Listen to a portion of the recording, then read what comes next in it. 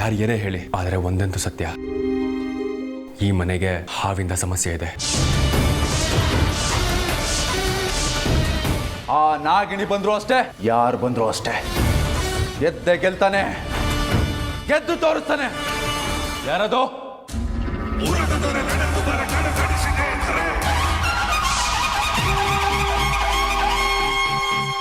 ಏ ಮೂರ್ಖ, ನಾನೇ ನಾಗಿಣಿ ಅನ್ನೋ ಸತ್ಯ ಗೊತ್ತಿಲ್ಲದೆ ಏನೋ ಸಾಧನೆ ಮಾಡೋದಕ್ಕೆ ಹೊರಟಿದ್ದೀನಿ ಅಂತ ಬೀಗ್ತಾ ಇದೆಯಾ ಅಲ್ವಾ?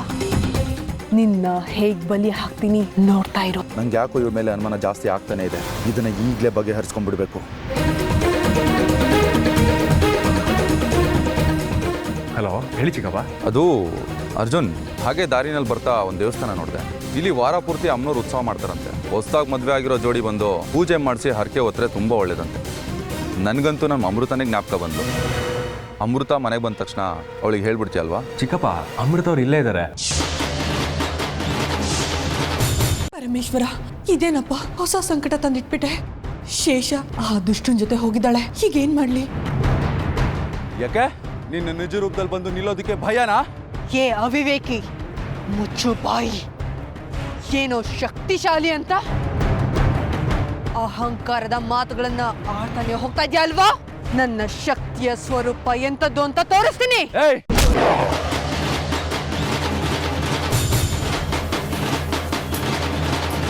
ಪರಮೇಶ್ವರ, ಇದೇನಪ್ಪ ಹೊಸ ಸಂಕಟ ತಂದಿಟ್ಬಿಟ್ಟೆ.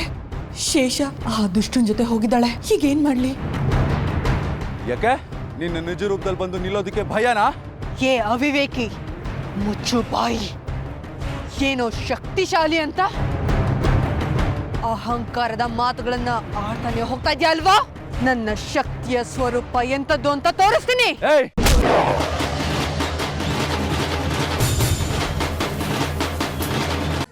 ಪಾಪ, ಅಮೃತ ಅವರು ಆಗ್ಲಿಂದ ಎಷ್ಟೊಂದು ಸಂಕಟ ಪಡ್ತಾ ಇದ್ದಾರೆ. ದೇವ್ರ ಮುಂದೆನೇ ಕೂತಿದ್ದಾರೆ. ಏನು ತಿಂದು ಇಲ್ಲ ಅನ್ಸಿದೆ ಬೆಳಿಗ್ಗೆಯಿಂದ. ಹೋಗಿ ನೋಡೋಣ ಸ್ವಲ್ಪ. ಜೊತೆಗಿದ್ರೆ ಸಮಾಧಾನ ಆದರೂ ಮಾಡ್ಬೋದು.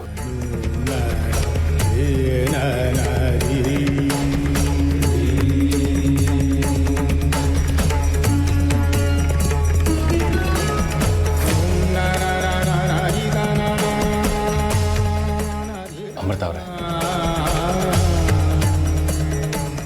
ನೀವೇನು ತಲೆ ಕೆಡಿಸ್ಕೋಬೇಡಿ. ನಿಮ್ಮ ಆತಂಕ ನನಗೆ ಅರ್ಥ ಆಗುತ್ತೆ. ಚಿಕ್ಕಪ್ಪ ಹೇಗಿದ್ದಾರೋ ಏನೋ ಅಂತ ನೀವು ತುಂಬ ತಲೆ ಕೆಡಿಸ್ಕೊಂಡಿದ್ದೀರಾ. ನನ್ನ ಮಾತಲ್ಲಿ ನಂಬಿಕೆ ಇಡಿ, ಚಿಕ್ಕಪ್ಪನಿಗೆ ಏನೂ ಆಗಲ್ಲ. ನಿಮ್ಮ ಈ ಪೂಜೆ ಶ್ರದ್ಧೆನೇ ಅವ್ರಿಗೆ ರಕ್ಷಾ ಕವಚ ಇದ್ದ ಹಾಗೆ. ಅವ್ರಿಗೇನೂ ಆಗಿರಲ್ಲ ಅಮೃತ ಅವರೇ. ಇಲ್ಲ ಅರ್ಜುನ್ ಅವರೇ, ನೀವೇನೇ ಹೇಳಿದ್ರು ನನ್ನ ಆತಂಕ ನನಗೆ ಮಾತ್ರ ಅರ್ಥ ಆಗೋದು. ನನ್ನ ಧಾವಂತ, ನನ್ನ ಈಗಿನ ಮನಸ್ಥಿತಿನ ಯಾರಿಗೂ ಅರ್ಥ ಮಾಡಿಸೋದಕ್ಕಾಗ್ತಾ ಇಲ್ಲ. ದಯವಿಟ್ಟು ನನ್ನನ್ನು ಒಂಟಿಯಾಗಿರೋದಕ್ಕೆ ಬಿಟ್ಬಿಡಿ.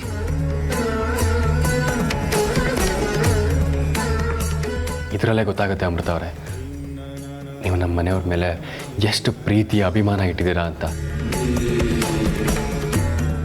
ನನ್ನ ಮನಸ್ಸು ಹೇಳ್ತಾ ಇದೆ ಚಿಕ್ಕಪ್ಪ ಸೇಫಾಗಿ ವಾಪಸ್ ಬರ್ತಾರೆ ಅಂತ. ಅದೇ ತಾನೇ ನನ್ನ ಆತಂಕ. ಅವನು ಹುಷಾರಾಗಿದ್ದಾನೆ ಅಂದರೆ ನನ್ನ ಶೇಷ ಅಪಾಯದಲ್ಲಿದ್ದಾಳೆ ಅಂತ. ಯಾವುದೇ ಕಾರಣಕ್ಕೂ ಹಾಗಾಗಬಾರ್ದು. ನೋಡಿ, ಹೀಗೆಲ್ಲ ಉಪವಾಸ ಇದ್ದರೆ ಆರೋಗ್ಯಕ್ಕೆ ತೊಂದರೆ ಆಗುತ್ತೆ.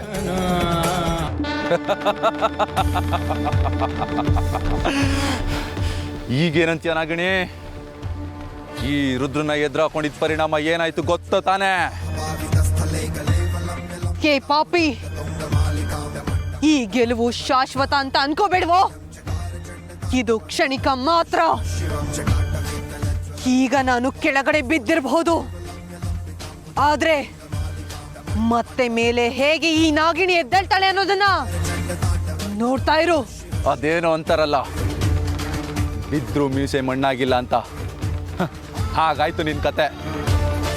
ಇಷ್ಟೆಲ್ಲ ಬರ್ಸ್ತಿಯಲ್ಲ, ಅದೇನೋ ಪರಶಿವನನ್ನ ಗಳಿಯಾಗೊಂದ್ಸಲಿ ಬೇಡ್ಕೊತಿಯಲ್ಲ. ಎಲ್ಲಿದ್ದಾನೆ ಆ ನಿನ್ ಪರಮೇಶ್ವರ? ಕರಿ ಅವನನ್ನ.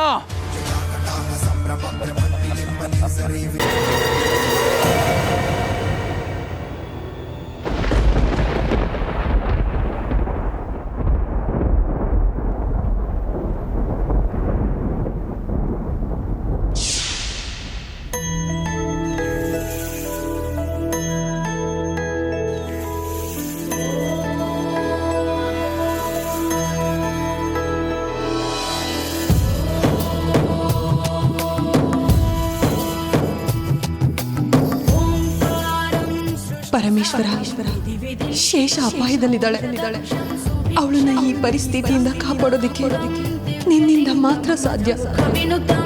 ನಾನು ಸಂಪೂರ್ಣವಾಗಿ ಅಸಹಾಯಕಳಾಗಿದ್ದೀನಿ ಭಗವಂತ. ಶೇಷಾಗೆ ಈಗ ನೀನೇ ದಿಕ್ಕು. ನನ್ನ ಕೈಗಳು ಕಟ್ ಹಾಕಿದೆ ಅಂತ ಅನ್ನಿಸ್ತಾ ಇದೆ. ನಾನು ಅವಳಿಗೋಸ್ಕರ ಏನೂ ಮಾಡೋದಕ್ಕಾಗ್ತಾ ಇಲ್ಲ. ನಾಗರೂಪಕ್ಕೆ ಬಂದು ನಿನ್ನ ಆರಾಧನೆ ಮಾಡಿದ್ರು ಹೊರತಾಗಿ ನನಗೆ ಬೇರೆ ಯಾವ ದಾರಿಗಳು ತೋಚ್ತಾ ಇಲ್ಲ. ಪರಮೇಶ್ವರ, ನನ್ನ ಸಂಕಟನ ಪರಿಹಾರ ಮಾಡು. ಶೇಷಳನ್ನ ಸಂಕಷ್ಟದಿಂದ ದೂರ ಮಾಡು. ನನ್ನ ಪ್ರಾಣವನ್ನ ಬೇಕಾದ್ರೂ ಬಲಿ ತಗೋ, ಆದ್ರೆ ಶೇಷನ ಉಳಿಸ್ಕೊಡು. ಶೇಷ ನನಗೋಸ್ಕರ ಈಗಾಗ್ಲೇ ಒಂದ್ಸಾರಿ ತನ್ನ ಪ್ರಾಣನ ಬಲಿ ಕೊಟ್ಟಿದ್ದಾಳೆ. ಹಾಗಾಗ್ಬಾರ್ದು. ನಾನಾದ್ರೂ ಸಂಬಂಧಗಳ ಸುಳಿಗೆ, ಮನುಷ್ಯರ ಪ್ರಪಂಚದ ಬಂಧನಗಳಿಗೆ ಸಿಲುಕಿ ಕೆಲವೊಮ್ಮೆ ನನ್ನ ಗುರಿಯಿಂದ ವಿಚಲಿತ ಆದ ಸಂದರ್ಭಗಳು ಇವೆ. ಸದ್ಯ ನಮ್ಮ ರುದ್ರನ್ಗೆ ಏನೂ ಅಪಾಯ ಆಗಿಲ್ಲ ಅಂತ ಗೊತ್ತಾಯ್ತಲ್ಲ, ಮನಸ್ಸಿಗೆ ಅಷ್ಟೇ ನೆಮ್ಮದಿ. ಅಮೃತ, ನೀನು ಬಾಮ್ಮ, ಬನ್ನಿ.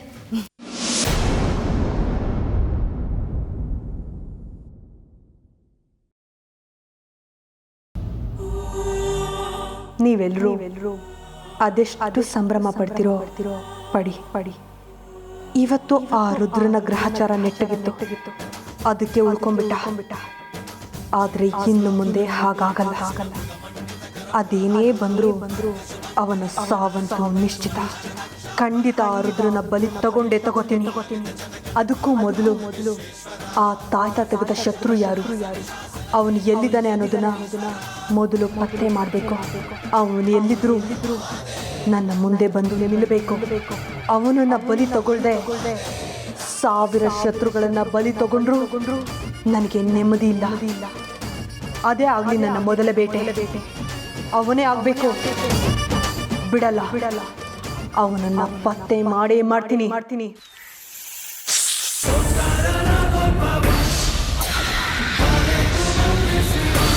ನೋಡು, ಅವನು ಇವತ್ತು ಅಪಾಯದಿಂದ ತಪ್ಪಿಸ್ಕೊಂಡು ಬಂದಿರ್ಬೋದು. ನಾನು ಅವನ ಕೈ ರೇಖೆ ನೋಡಿರೋ ಪ್ರಕಾರ ಅವನ ಜೀವನದಲ್ಲಿ ತುಂಬ ಅನುಭವಿಸಿ ಒದ್ದಾಡೋದನ್ನ ನೀನು ನಿನ್ನ ಕಣ್ಣಲ್ಲೇ ನೋಡ್ತೀಯಾ? ನಿಮ್ಮನ್ನು ನೋಡೋದಕ್ಕೆ ಯಾರು ಬಂದಿದ್ದಾರೆ ನೋಡಿ.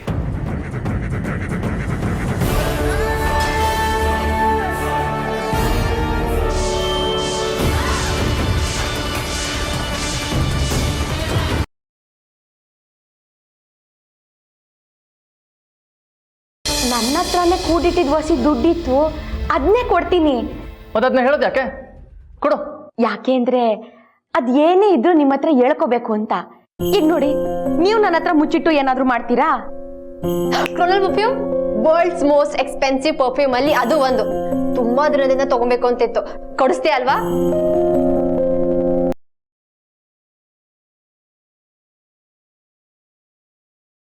ಯಾವುದೇ ಕಾರಣಕ್ಕೂ ನಾನು ಪೇಟೆಂಟ್ ಕೊಡಲ್ಲ.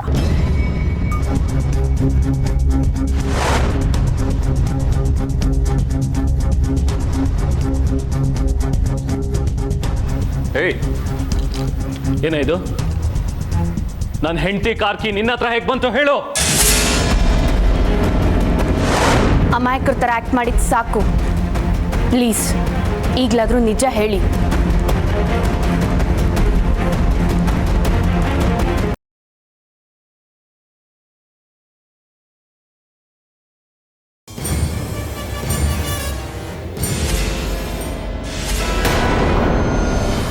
ಹೇಳಿದ್ದೆಲ್ಲ ಅರ್ಥ ಆಗಿದೆ ಅಲ್ವಾ? ಹಾಗಿದ್ರೆ ಈಗಲೇ ಶೇಖ್ರಿ ಮನೆಗೆ ಹೋಗು. ನಾವು ಹೇಳಿದ ಕೆಲಸ ಮಾಡು. ಹೋಗು. ಹೇಳಿ ಮಾವ, ಪರವಾಗಿಲ್ಲ ಹೇಳಿ. ಜಾಜಿಗೆ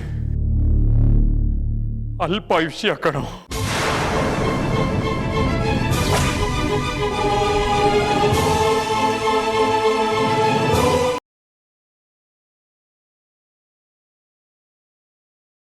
ಏನಾಯ್ತು? ಅದು ಹೊಟ್ಟೆ ಸಿತೈತೆ. ಅಯ್ಯೋ ರಾಮೋರೆ, ಸಾರಿ. ಹಶು ಅಂತ ಹೇಳೋದಲ್ವಾ, ಒಂದು 10 ನಿಮಿಷ ಕೊಡಿ, ರೊಟ್ಟಿ ತಯಾರು ಮಾಡಿಬಿಡ್ತೀನಿ. 10 ನಿಮಿಷ ನೀವು ಕೂತೀರಿ. ಇಷ್ಟೊಂದು ಹಸಿವಿದ್ರು ಏನೋ ಹೇಳ್ದೆ ನನಗೋಸ್ಕರ ವಿಗ್ರಹ ಮಾಡ್ಕೊಂಡು ಬಂದಿದ್ದಾರಲ್ಲ, ಇವ್ರ ಪ್ರೀತಿಗೆ ನಾನು ಏನು ಹೇಳಲಿ?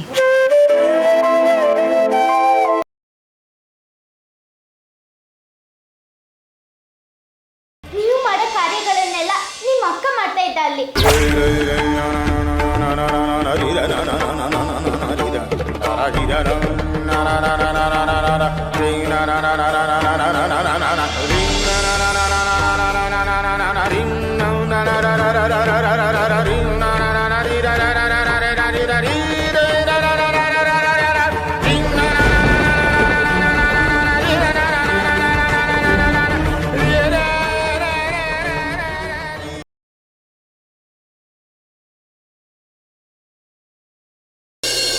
ಲಕ್ಕಿಯವರೇ,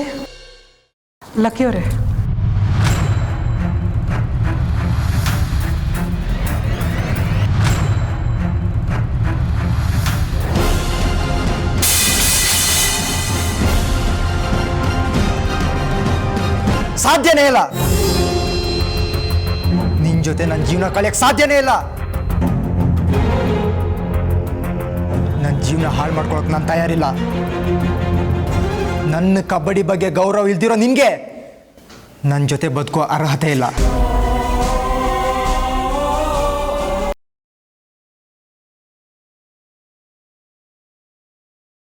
ಇನ್ನು 10 ದಿನದಲ್ಲಿ ನಮ್ಮಮ್ಮ ಏನು ತಪ್ಪು ಮಾಡಿಲ್ಲ ಅಂತ ನಾನು ಸಾಬೀತು ಮಾಡ್ತೀನಿ.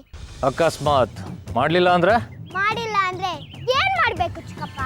ನೀನು ನಿಮ್ಮಮ್ಮ ನಿಮ್ಮ ಅಕ್ಕಂದಿರ ಜೊತೆ ಈ ಮನೆ ಅಲ್ಲ ಇಡೀ ಊರ್ನೇ ಬಿಟ್ಟು ಹೋಗ್ಬೇಕು. ನೀವೇನಾಗೆ ಆಗ್ಲಿ, ಅಕಸ್ಮಾತ್ ನೀವು ಸತ್ರೆ ಅವಾಗ ಹಾಗೇನ್ ಮಾಡ್ಬೇಕು?